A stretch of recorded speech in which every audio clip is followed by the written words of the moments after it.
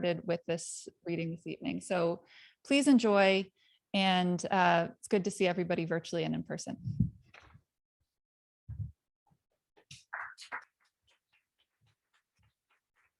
Thank you, Jesse, and thank you, Jennifer. It's so exciting to be here for a hybrid reading. It's my first experience actually being in a hybrid reading, and this is so hybrid with both hybrid readers and audience, and it's incredible. This is the cover of our anthology, which is a Willem de Kooning print of Marilyn Monroe. He was her neighbor on Long Island, and I think it's an incredible print of her, and we were so lucky to be able to have it on the cover. And welcome everybody to this reading and all the poets who have contributed such stunning poems to this collection. Susanna and I were just bowled over by the amazing diversity of poems and just amazing highlights of Marilyn Monroe's life, which I virtually knew very little about until I undertook this anthology. And I hope that you all can get a sense of how her life meant so much to the American world, because she really was the harbinger of the third wave feminist movement. And she had a lot of courage, even though she had a lot of problems. I'm going to read a poem by C.D. Wright, Personals. Some nights I sleep with my dress on. My teeth are small and even. I don't get headaches. Since 1971 or before, I've hunted a bench where I could eat my pimento cheese in peace. If this were Tennessee and across the river Arkansas, I'd meet you in West Memphis tonight. We could have a big time. Danger, shoulder soft. Do not lie or lean on me. I'm still trying to find a job for which simple machine isn't better suited. I've seen people die of money. Look at Admiral Benbow. I wish, like certain fishes, we came equipped with light organs, which reminds me of a little known fact. If I were going the speed of light, this dome would be shrinking while we were gaining weight. Isn't the road crooked and steep? In this humidity, I make repairs by night. I'm not one among millions who saw Monroe's face in the moon. I go blank looking at that face. If I could afford it, I'd live in hotels.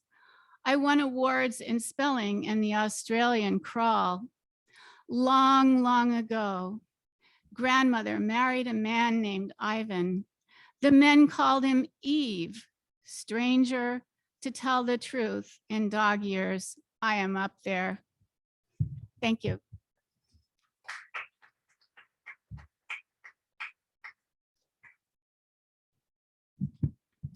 Hi, thank you all for being here or in person. I am a big fangirl of Sharon Olds, and so I'm very thrilled that her poem is in our anthology, and this is Death of Marilyn Monroe.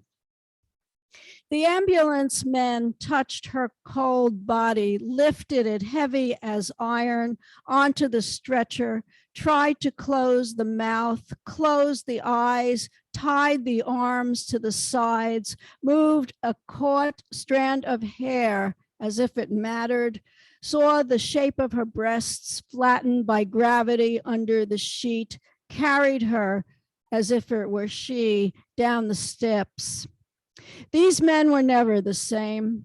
They went out afterwards, as they always did, for a drink or two, but they could not meet each other's eyes.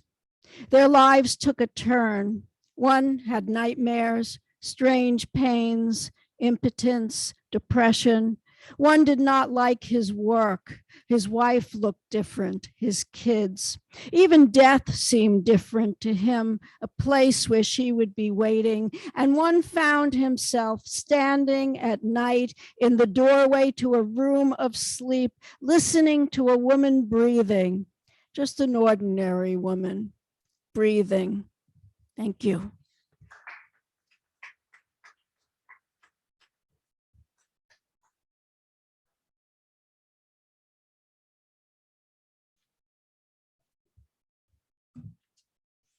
Hello, everyone. I'm Elaine Sexton. Thank you, Margot and Susanna, for putting this anthology together. I actually was going to read Sharon Olds' poem, but I'll just have to read my own now. And thank you, Hudson Valley Writers Center, for putting this reading together. Anyway, the poem that's in the anthology actually happens to be in my new book that just came out last week. So I just want to mention my book Drive. So I'm going to read a poem that's a cento, and it's not really about Marilyn Monroe, but she makes an appearance in the poem in a line of a movie title that she appears in. And so for some of you who may not know what a cento is, it's a poem made up of lines that are entirely by other people, not the speaker of the poem. And so every line in this poem is of a movie title that is either by or about a woman or women. And it begins, the title is One Sings, the Other Doesn't. A cento, movie titles beginning and ending with Agnes Varda. One sings Stormy Weather, Gone with the Wind, Clueless, Miss Congeniality, The Help, The First Wives Club, In a League of Their Own, Wild. She's beautiful when she's angry, Death Proof.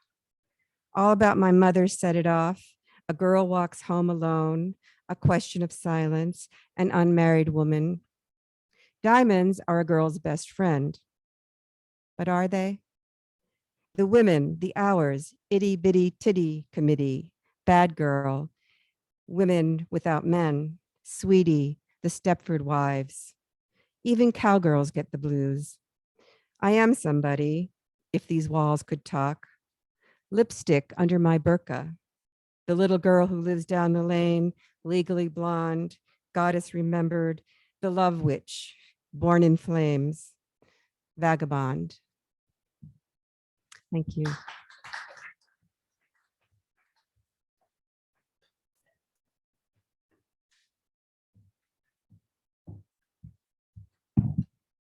Hi, I'm Jason Schneiderman. And so this poem goes back and forth between found text from an article by Marilyn Monroe from the January 1953 issue of Motion Picture and Television magazine, and myself, Wolves I Have Known. Hopefully it'll be clear who's speaking. I won't try to do an impression. Wolves I Have Known. About 2 a.m., I heard someone prowling around the window. I was scared silly. I got up and tiptoed around to the window. In the video of my reading, behind me is a photograph of a man posed like Marilyn Monroe in red satin sheets, the iconic pose. And I could see that a man was trying to cut the screen. I said I thought he was a policeman. They found his badge. What exactly is desire? I posed nude once, but I didn't sign the release because that photographer made the men look sad. An identification in his pocket, and he admitted he had met me and thought he'd come call on me. They took him to jail. And I didn't want to look sad. I wanted to look hot, to spark the kind of desire Marilyn did. Though what good is beauty? And he doesn't wear a badge anymore. If you were born with sex appeal, you can either let it wreck you or use it to your advantage. If no one cares what you want, I want to be the prize on the dance floor where no one knows who I am, where we choose together. He followed me upstairs when I went to get my wrap and trapped me. I managed to get loose and ran into another room. Shut out, he pounded. I was warned once about becoming famous, though I am not famous. The warning was about becoming an object of desire, the risks involved. On the door and pleaded that he just wanted to talk with me. I found a magazine and sat quietly while he roared. After a while, he left. I was only ever chased around a couch once, and it was more absurd than anything. I thought, doesn't this only happen in Betty Boop cartoons? One of those characters telephoned me one night and said he would be over in 10 minutes. I didn't squeal with delight or anything. In the video of my reading, the penis is blurred out. Community standards. If you look, I'm not the object of desire. The man in the photograph is. The things a gal has to think up to outwit these predatory males.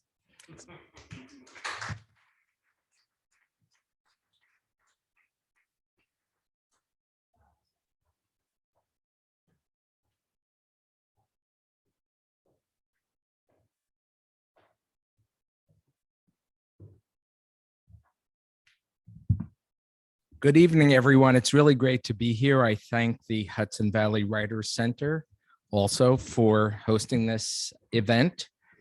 And I'll be reading from the actual anthology too. It's not my copy, it's one I borrowed. But I think it's nice to read from the anthology, although the print is smaller than the copy I brought. So this is called My Marilyn, a Triptych. Marilyn Mosaic. During the dangerous years, Scudda-hoo, Scudda-hey, our gal joined the ladies of the chorus, Love Happy, and took a ticket to Tomahawk, tick-tock around the clock, and ended up not on the range, but in the asphalt jungle where she learned all about Eve, the fireball. Taking a right cross, she found herself in her hometown, story goes, and felt as young as you feel in such circumstances. Finding a love nest, but let's make it legal. She got hitched, a clash by night, and sighed, but we're not married, so don't bother to knock. Monkey business ensued in O. Henry's full house at Niagara, where gentlemen prefer blondes, and she yearned to marry a millionaire beyond the river of no return, and learned instead that there is no business like show business. But it's no business of ours that she got the 7-year itch and got to the bus stop and plopped in on the prince and the showgirl. Well, some like it hot. And so she cooed, let's make love among the misfits, but something's got to give. And it did. Saint Marilyn Chrysotrica, the golden icon. This, the most famous devotional image of Saint Marilyn Chrysotrica of the golden hair in Greek, attributed to the renowned painter Andreas Varholas, Florowit 8th century, survived the iconoclastic controversy in Byzantium, but barely, and was called the golden icon throughout the ages, per saecula saeculorum. Saint Marilyn is now revered by sex symbols as their patron saint. The beauty mark from the French mouche, fly, represents Satan, Lord of the Flies, Beelzebub in Hebrew, and refers to the legendary visitation by the devil in the form of the fly to the face of Saint Marilyn. The devil tries to corrupt her soul by corrupting the beauty of her face, but Saint Marilyn pays it no heed and becomes even more beautiful spiritually and physically thereafter. Per saecula saeculorum. Marilyn framed. One had named her, but many framed her in memory and art. For playing her part, many shamed her and gamed her and tamed her, but not really. She got hitched and ditched 3 times, or did the ditching, before the 7-year itch, on stage and on page, in the flickering light of films and on canvas. She shines and fades and shines again and again. Amen. Thank you.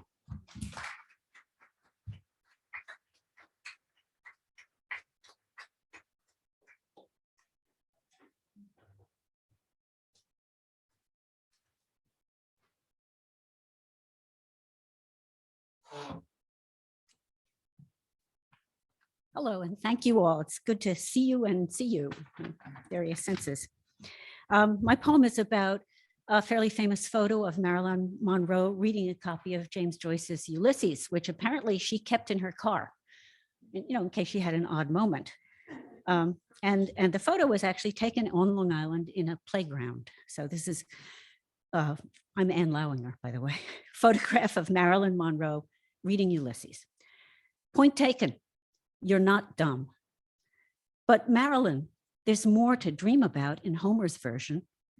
Think of Bob Mitchum cast as the hard-drinking lead the girls and goddesses all adore.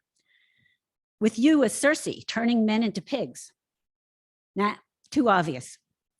Besides, it's you I'd figure for the rogue hero, hounded from shore to shore, a shipboard jinx, losing crews, wrecked again on your own personal wine-dark sea. People forget how Odysseus wept like a beaten woman, hearing himself turned into song. On the screen, your Trojan War, you were the siege and the prize. Troy burned each time you sang in that voluptuous, vulnerable voice. No matter the words, the plot, your journey was all one, trying to get home. You just never knew where that was. Thank you.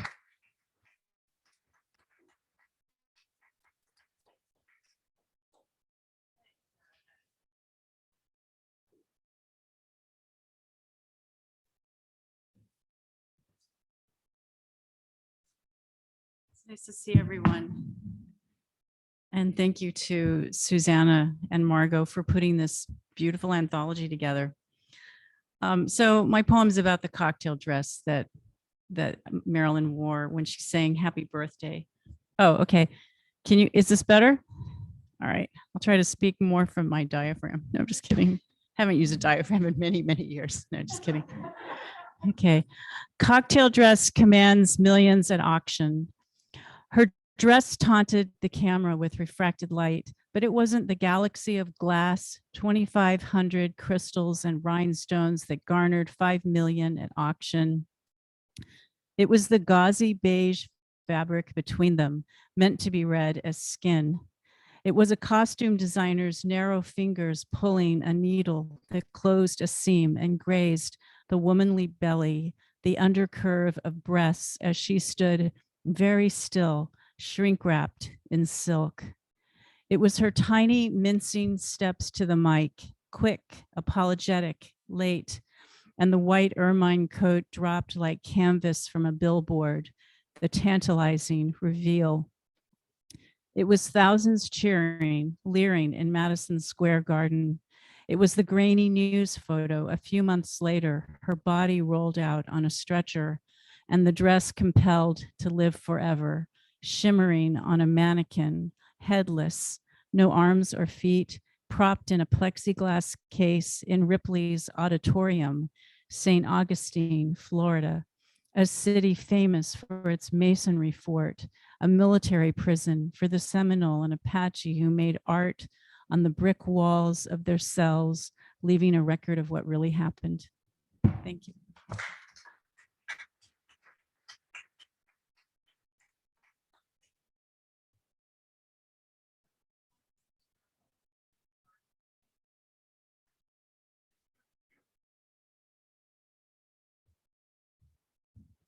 Susanna and I just thought we would read our poems while we're switching to remote, but this is so exciting to be part of a hybrid reading, which I think has to be a wave of the future, because who wants to lose this incredible opportunity that we've had, one of the few of the pandemic, which is Zoom, bringing people together from all over the country with the local community. And I hope that this can continue. So I'm going to read my poem. And this was one of two poems Susanna and I read at, was it Lit Bomb reading in December 2021, which were 2020? I don't know. Anyway, one of those years. Anyway, this was what brought this whole anthology together, because we both read these poems, which we'll read to now. And then Susanna came up with the idea of doing a Marilyn anthology, which I thought was fantastic. And we started to work then, and here we are today. So here's one of the poems, Beauty Parlor. A pedicurist clips a hangnail from a client's big toe, while Monsieur Mark, cultivated Belgian, whittles away at her hair. He praises her Botox, only 5 injections, her face now full and taut. In 1905, blondined hair was scandalous. Over a century later, I'm trying to make mine as platinum as possible, bleach out, then blend with the gray growing in, cut down on visits and cost. While I stamp out signs of age, my stylist, a striking woman who was recently a man, talks about her boyfriend in a soft masculine voice. On the corner below at Lex and 28th, we observe a woman, her blonde hair straggling like Marilyn's on her way down. But this woman's roots have grown in 3 inches of black. What a shame, exclaims Monsieur Mark. The woman stumbles, gropes the trash can, body bent over, off balance. Oddly leaning, she careens, wobbles into the street, bus brakes screech. She hawks green phlegm. Must be on crack, says one client. Monsieur Mark wonders, why doesn't she do something with her hair? Thank you.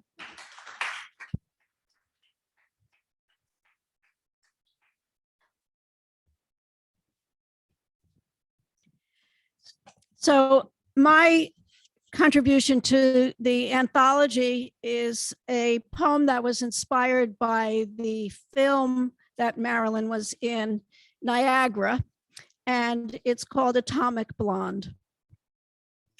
A woman labeled a tramp in a tight dress in the first half of any 1953 movie is going to be dead by its second half, like in Niagara. Marilyn playing Vampy, Rose Loomis, passion kissing her lover behind a barrier to the falls. The water, a symbol of rutting life force, if ever there were one, is later strangled by her husband, George, in revenge.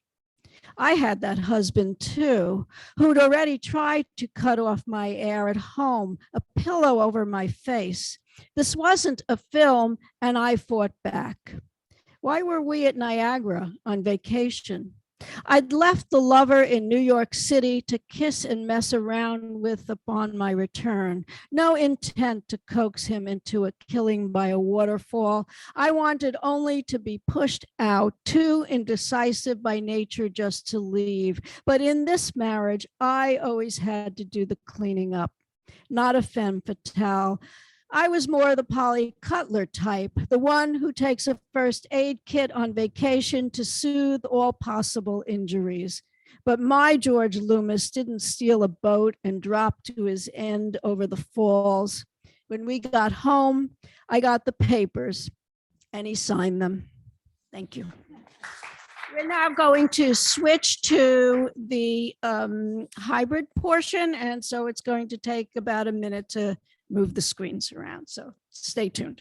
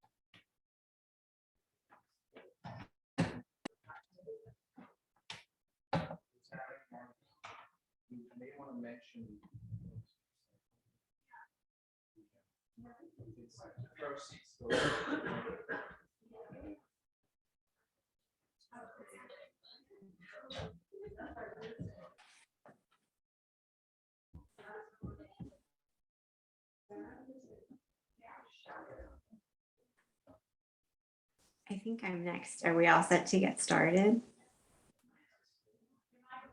I don't think yet, Julie. I Okay. just spotlighted you so I don't want to hold anything up, but so that when we're ready, we will be ready to go with you.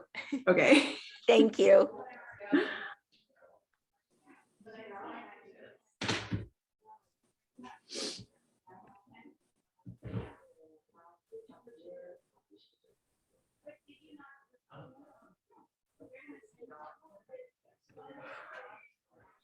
I'll try to give you a signal, Julie, as soon as I see Jesse give me the thumbs up, okay?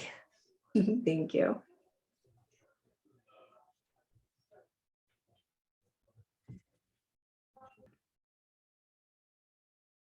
Okay, great, Julie. Thank you so much.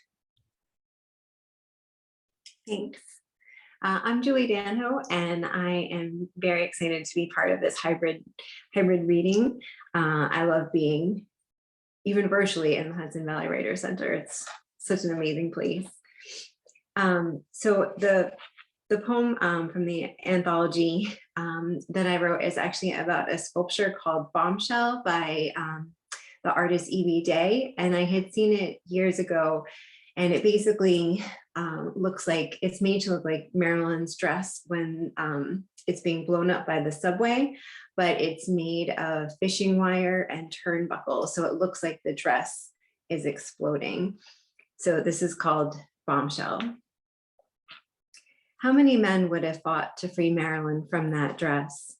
Someone did and left the dress behind, caught in a floor-to-ceiling web of fishing line, as hourglass as the actress. At first glance, it's lovely. The dress blown up like the subway still runs beneath, like hands still can't resist the gust. But the eye loves to rely on memory, so you'll almost miss those holes in the billows, the shreds once tied at the neck, bits of dress flung to the web's far corners. When you find her, fabric fused to arms and hair, you'll say, "Get down," but she knows where this is going.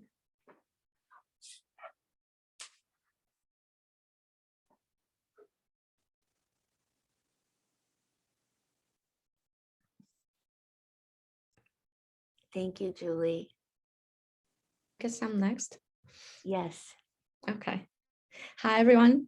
My name is Claudia Soraya, and thank you, Hudson Writers Center, for having us tonight, and thank you all for being here. Thank you, Susanna and Margot, for including my poem in the anthology. It's a poem about one of my favorite comedies starring Marilyn Monroe. Some like it hot. At the end of the world, you'll call me by my real name. It will rain millionaires and pentobarbital. We'll have tea and shortbread cookies and talk about how we always get the fuzzy ends of lollipops.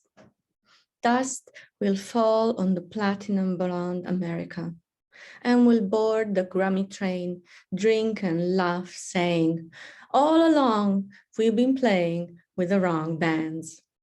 Thank you.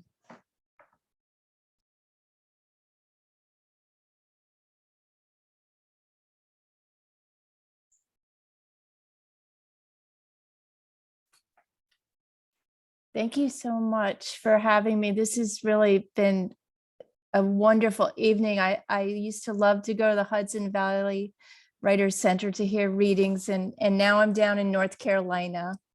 So this is my poem, and I'm Melinda Thompson. Okay. If I'm a Marilyn to you, growing up, we called it a cooter.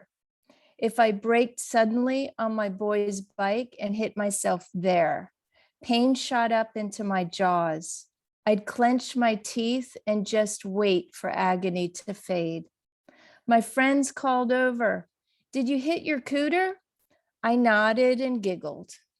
Later, taking the stairs at church, the beige walls and carpeting in the staircase turned shoot when a boy boxed me in and grabbed me there. Years later in New York, a guy went for my crotch as I got off a train, so I whacked him hard with a library book. What did he think? I'd unpin my hair, take off my glasses, like those movie librarians. Even a soft-spoken woman goes steely mad if forced into that corral one too many times, and reflexes kick in. So if I'm a Marilyn to you, the one you think is a prize for the taking, hang out in an empty staircase, a crowded subway, or bus stop at your own risk. Thank you. Hi, I'm Myra Malkin. Thank you very much for the anthology, Susanna and Margot. And it's so nice to see real readers, even if I'm seeing them on Zoom.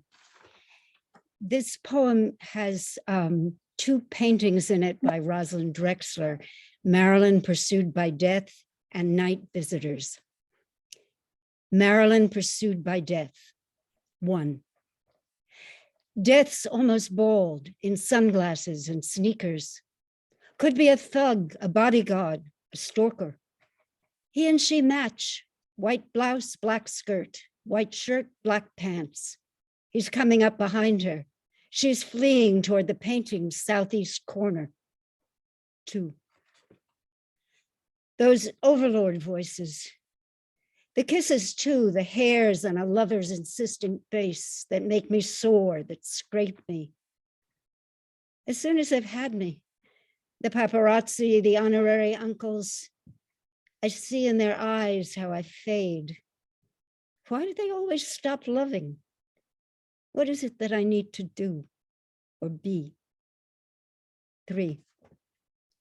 Marilyn, is it you in the Night Visitors painting, all stretched out on a bright green flower print chair? Across the room, an opening.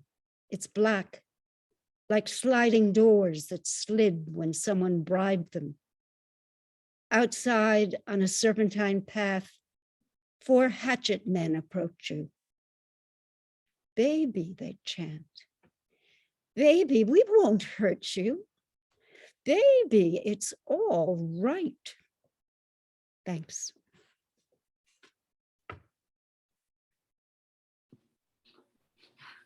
Hi, my name is Liz Marlowe, and the poem that I'm going to read is about the movie The Misfits. Thank you for including my poem in this beautiful anthology, and thank you for including me today in the reading. Marilyn and Clark in the desert. Everything colorless, but we can make out her daffodil hair contrasting his darkness, tan leather vest, lines on his face deeper than hers. The mare's neck is her neck, rope tightening. She believes that kicking the air will loosen the leash, noose, or wants to believe it. Healing begins with him listening to her rather than scorpions crawling the earth, pinching at life. Snakes' bodies whisper in sand as they approach prey, rattles at the end. We need her oasis. We are the foal pawing at her neck as she lies, panting, broken. We are overheated, sunburnt, desperate for her to rise. Thank you.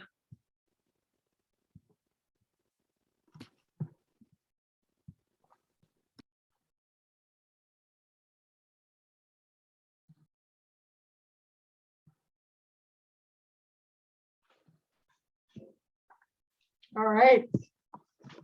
I'm Marilyn Robertson from Los Angeles. And I grew up in, oh, and thank you for having me. It's really fun to be here. I grew up in Coronado, and Some Like It Hot was filmed at the Hotel Del in Coronado, which mirrors, as I just learned, a hotel in Florida. And they said it was Florida, but it wasn't. Anyway, so I got to watch him filming that movie. And so that's what this is about, Some Like It Hot. Action, shouted Billy Wilder, and you ran in heels in that red dress down the back steps of the Hotel Del, along the paved path to the beach in that shimmering dress with a tiny cutout heart in the rear, revealing skin. Over 20 takes, each one the same to me. Later, we circled you like hungry fish, you fragile, wrapped in thick white terry cloth, not like that oversized celluloid tease, but translucent, like air, like light through a negative. Everyone mesmerized. Even today, eager for every last scrap. So many takes, so much taken. There were no paparazzi then, only townsfolk with shiny eyes and pens poised. I didn't know anyone else named Marilyn except you and my pretty blonde aunt. I was 10. My skin was bronzed, gritty from riding a bucking rubber mat in green sea foam. Dark curls crested above a chest flat as sand. No one has ever asked for my autograph. Rarely do I meet another Marilyn. When I do, we nod because we know there's only one.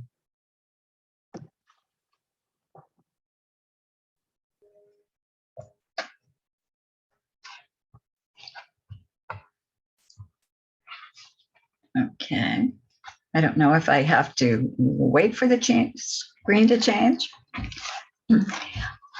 Hi, I'm Grace Bauer, and the poem, I'm happy to be here. Thank you to the Writing Center and to Susanna and Margot for including me in the anthology.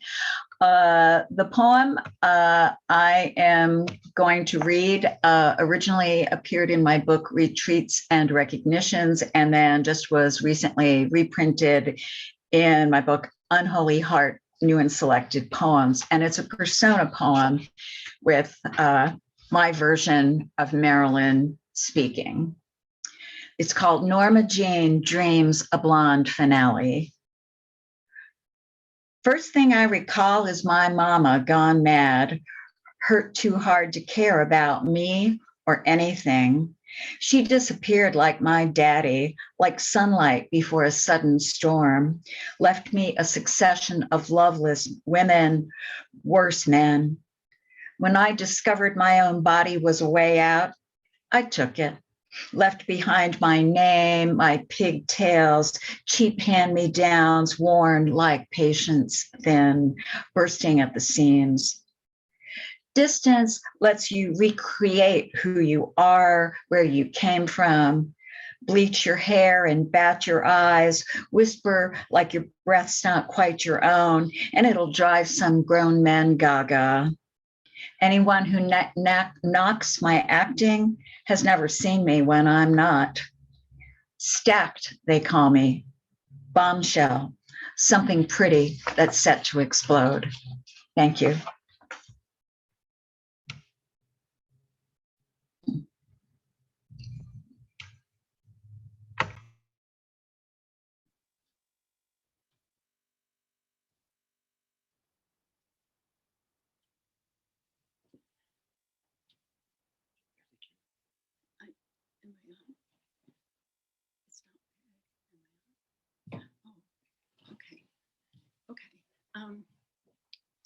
Hi, thank you so much. I really appreciate being in this wonderful anthology with these brilliant and interesting poems in all sorts of, with all sorts of, like some biographical a little bit, some playing on a movie title.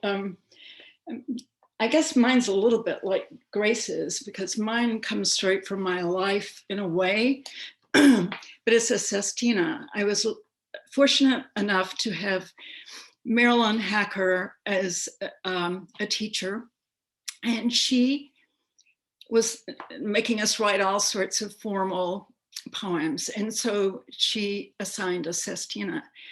And I was lucky with the sestina. It enabled me to tell this really weird story, which is that basically I was a late bloomer starting my period, and like I was 13 and all my friends started long before. And I started at it was very bad. I was staying with some people I barely knew. Also, I do use the name Marilyn in here. No, never mind. Okay. I changed. Oh, well, I'll just read the sestina. The six end words are Marilyn, heard, woman, newscaster, black and white, and visiting. And I took a lot of free little, I did a lot of variations, and that helped me. So the poem is called Marilyn Monroe. I didn't know much about Marilyn Monroe the day she died. I'd heard her name. The world's most beautiful woman has killed herself, said the newscaster. I saw her stretcher on the black and white television. I was visiting my cousin's fiance's house, visiting strangers. But the news about Marilyn had me squeezed on the couch in that white farmhouse of Jane's fiance's herd of brothers. And while the newscaster talked, Jan's fiance called her a woman and popped her bra in back. You're my woman, I heard him say, and she slapped him. Visiting like I was, I felt shy. I listened to the newscaster harder. He said how even though Marilyn was beautiful and famous, no one had heard her cry of loneliness that night. I saw how white blonde her hair had been. White like that you call platinum, Jan said. Women do it with peroxide. I didn't care what else I heard. I was 13 and my stomach hurt. Visiting men overnight was Jan's idea, and Marilyn Monroe was dead. Later, Jan offered me castor oil. They had peppermint flavored castor oil. I was terrified. They said I looked white. Was I still so upset about Marilyn Monroe? But in the bathroom, Jan said, you're a woman now. You have a friend visiting. No wonder your stomach has been hurting. Did your mother tell you? Have you heard of Tampax? That's what I use. She broadcast my news all over that house I was visiting, where I had to spend the night with an old white sheet for rags. All night in the womanly stuffed fat underpants, I thought about Marilyn and camping at the Shepherd of the Hills. Whitewater with my dad fly casting, my womanly mother visiting us in her yellow two-piece. Here comes Marilyn Monroe. Okay.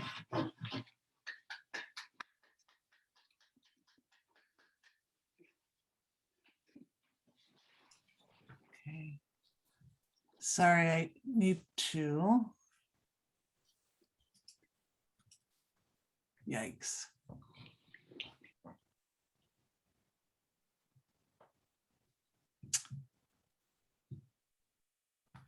I'm sorry, can you hear me?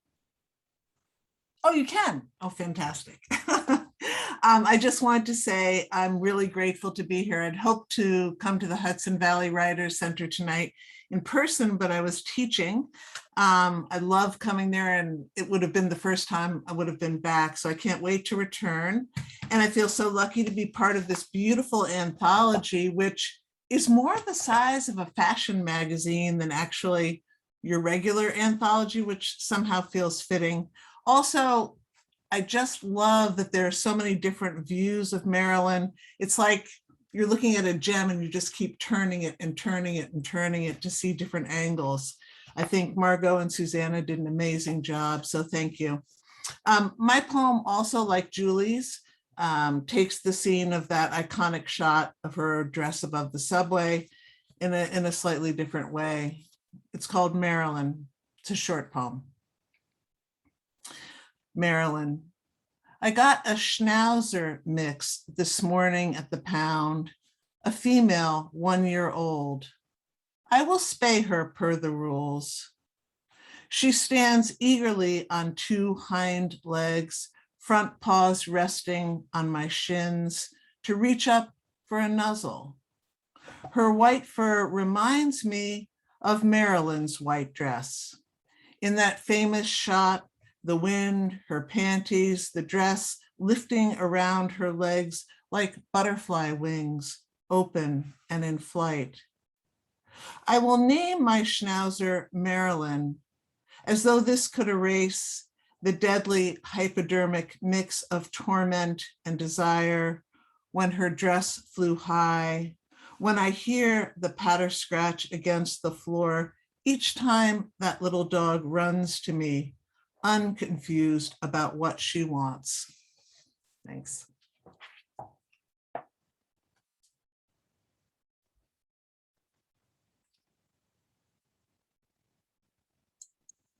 Hi, I'm Cindy Beer-Foley, and like everyone else said, I was really honored to be have my poem accepted into the anthology, and all the work that has been done by Margot and Susanna. It's just mind-blowing that it came out looking, like Sally said, like a magazine. It was just beautiful. I just want to say hello to my granddaughter, Sophie, I'm going to embarrass her. And my poem originally, when I was asked to submit something, I kept reading everything I could find on Marilyn Monroe and realized that I didn't know her at all. You know, when I knew her, what I knew of her was what I wrote in the poem. And I was one of those nerdy kids, you know, especially in junior high school, especially in gym class, you know, I just wanted to disappear. And so the first line after I read all about her was supposed to be not your fault, but we don't have this in here. So the name of the poem is Hating Marilyn Monroe. I saw you through the blinking eyes of a Kodachrome lens, or the glossy pages of Life magazine, a centerfold pose, a pinup poster, the dumb blonde shell with ivory flesh, as if your blood, like your bubbles of curls, were champagne blonde. Your makeup of lies. I believed the image. Your beauty was stupid. Your ruby red pout, your cat's eye liner, your autumn smoke and pearly blue lids, yet underneath, no one was hiding.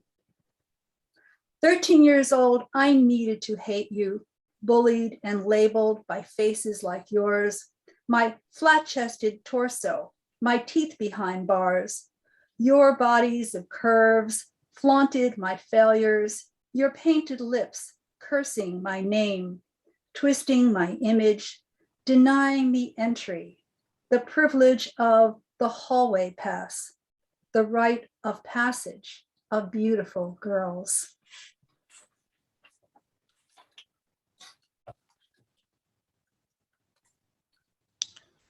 Thank you. Thank you, Susanna and Margot. I know how much work this was, and it's wonderful to be part of the ensemble. Another Marilyn. My niece, Marilyn Monroe, was darker than the screen star, but talked with the same breathy ooh, eyes half-lidded, lashes long. I met her in the early years of her grown-up life when she introduced herself as family, and I heard my father's grunt as a female sound, more of it like a sigh. It made me wonder, was her mother the baby brought the night in pouring rain? My dad's response, a few dollars crumpled and flung over the gate? The night we met, I said a silent apology on his behalf for all the Marilyns who fended, even before they learned to flutter their eyelids, for themselves, for mothers and grandmothers whom men keep waiting, even in pouring rain. Thank you.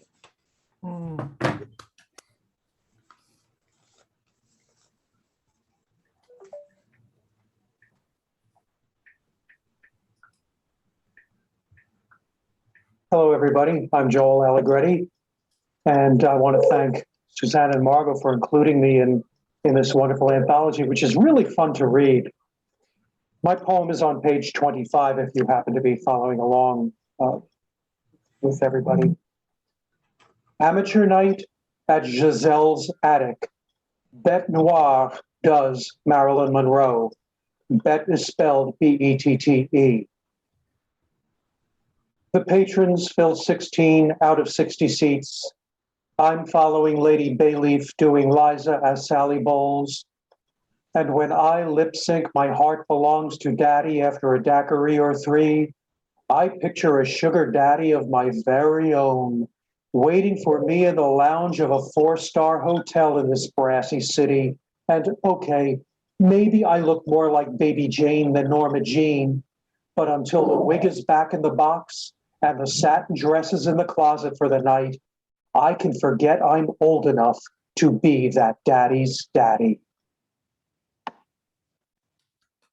Be that daddy's daddy.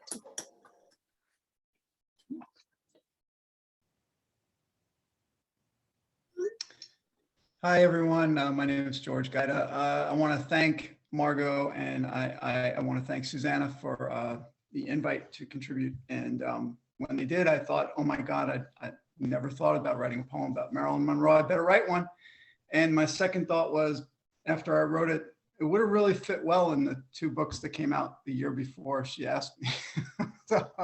so maybe there'll be another edition. Who knows? Anyway, here's that poem. I think it's the 3rd poem in the anthology, if you want to follow along, as Joel said. It's called I Don't Want Marilyn. I love a pinup and a golden age as much as the next red-blooded boy, but I don't want Marilyn. Her afterlife and avatars pouting through imagined lips.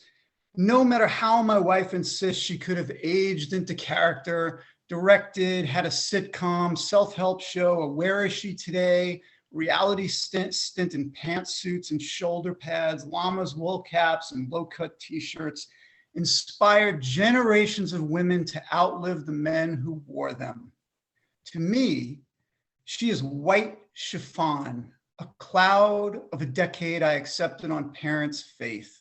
She is America in soft focus, more the breeze up a skirt than the woman wearing it, more the dresser who made her than the morning that woke us from city bed and sleep to Broadway, spilling out in sweatpants, searching for bagels and coffee, figuring Sunday, a classic movie, a family plan, a park bench, the bill of her cap resting on my shoulder, Texas whispers like secrets of her unmade face. I don't want Marilyn, but another woman in her image comes back to me now and then to play a scene I've written but never produced. She is standing alone on a bare stage, reading lines we can't commit to memory. Thanks, everyone.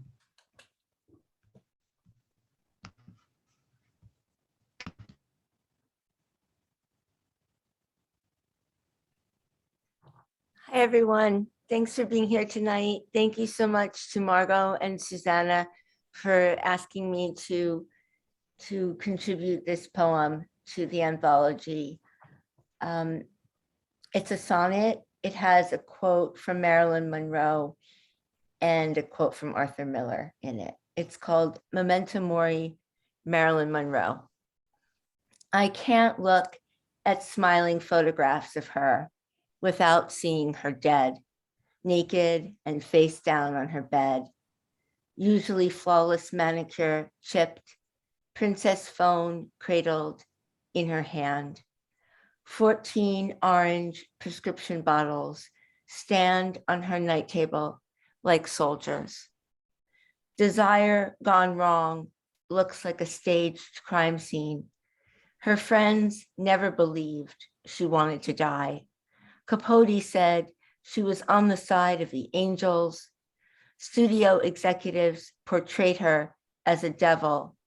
I am just a small girl in a big world trying to find someone to love. Her lifeless face, a perfect mannequin, still. Though she sat with Arthur Miller as the Senate interrogated him, he refused to go to her funeral. She wouldn't be there, his excuse. How excruciating to endlessly embody fantasy.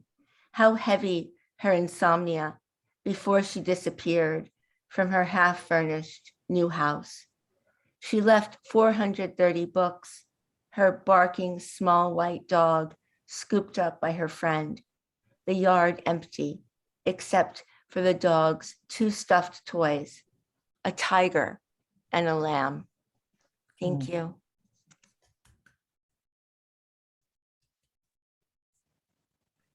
So I guess we have time to do a Q&A for the poets and to ask Margot and Susanna some questions about how it was to put together this anthology. Maybe Margot and Susanna could come in front of the room and we could spotlight. It'll actually be the back of the room if we the keep back you of guys the up room. at the front.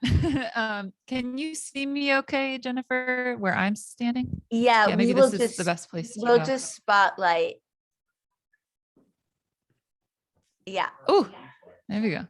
Okay. How's that? Can people on Zoom see? We wanted to mention that the proceeds from the sale of the anthology are going to go to RAINN, RAINN, which is the largest United States organization to fight against sexual violence. So just all the proceeds, not just our proceeds, but also the proceeds from the publisher. So anyway, I just wanted to make that known. So talk to us. Any questions? Excuse me? Oh, there's books over there. Well, there were. Yeah. Oh, I don't know where they are, but there were 4. So yeah, they're the books are for sale from Milk and Cake Press, Milk and Cake Press, and you can find it on the internet. Do you know their email address? milkandcakepress.com is the website. Yeah, we put it in the chat for the people who are on Zoom. And for those of you who are there in person, you can buy a copy right there. Susanna and Margot, maybe you could just tell us a little bit more about your process in putting together the collection. Did you say, I couldn't understand what you said. Process. A process.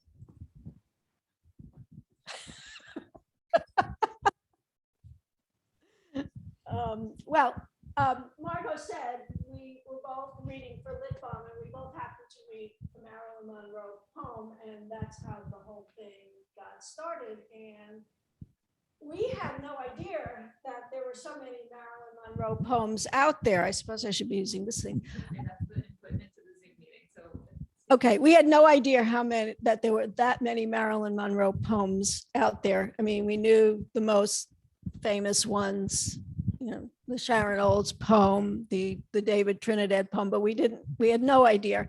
And we both took our email lists and sent out and asked for poems and got, I don't think we had anticipated that we would have 90 plus contributors in the anthology when we started out. I think we anticipated a somewhat smaller anthology, but that's what we ended up with. We had too many good poems to, yes, Jennifer's holding it up. And one of the reasons it's as big as it is that a number of the contributors had poems with very long lines in them, and the publisher decided that it didn't really make sense to break all those lines up. It wouldn't look good, and people who had written the poems might be upset, so they just expanded the size of the page to fit the line length of the poems. We played around with different ways of organizing the anthology at first, and we looked at a lot of other anthologies to kind of figure out what we wanted to do, because we noticed some people just do it in alphabetical order, or there's some kind of other arrangement. And we decided our poems really fit into 4 categories generally, and that's how we divided the poems. So although we didn't label them as such. So we put all the persona poems in in one section, we put the death of Marilyn Monroe, poems of which there are many, in one section. We put all the poems that referenced art, either paintings or film, in one section. And we put poems about the body, because if you think of Marilyn, of course, you think of her body, in the fourth section. So that's how we organized it. But also, we did do a lot of research after we got started, and we're quite amazed to find so many poems and even books have been written, books of poems on Marilyn Monroe. So we were quite amazed with that. And obviously we were going to publish, we just decided to publish only one poem by each author, which was just the decision we made, but we still ended up with over 90 poems. And then I guess the other thing that was, we knew actually, and having worked on some other anthologies before, I knew that permissions would be one of the biggest problems. And that really was our biggest problem. And our biggest problem was actually getting the permission for Marilyn Monroe's poems, her own poem. We had the hardest time, and almost thought we were going to put a note in the back of the book saying that we had failed to get permission, because we almost did, but only at the last minute did we finally get the permission from the publisher. Yeah, we had actually written that note because we were so upset that we couldn't get permission. And then the day we sent the final manuscript to the publisher, about 2 hours later, so we said, wait, we're doing something a little bit different, because we wanted her to have the last word, but it was very complicated, more complicated. No. Does anybody have any questions? The other thing is we wanted a diversity of viewpoints of Marilyn. We didn't want it to be basically a fanzine of Marilyn poems, and we wanted Marilyn poems from different places. So we looked internationally to see where else besides the US were people writing poems about Marilyn, and it surprised us, because it seemed we were able to find British poems. We found a lot of Italian poems. We found some poems from parts of the Americas, Scotland, the Caribbean, but some countries we couldn't find anything. We looked for, and maybe they exist, and we just didn't. We just were unsuccessful, and we couldn't find. We thought we would find French poems. We found none. Yeah. Yeah, that's true. They have Bridget Bardot, so they don't need Marilyn. Right.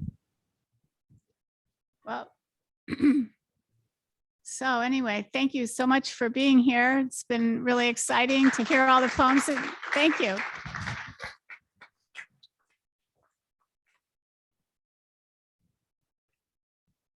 Thank you so much, Margot and Susanna.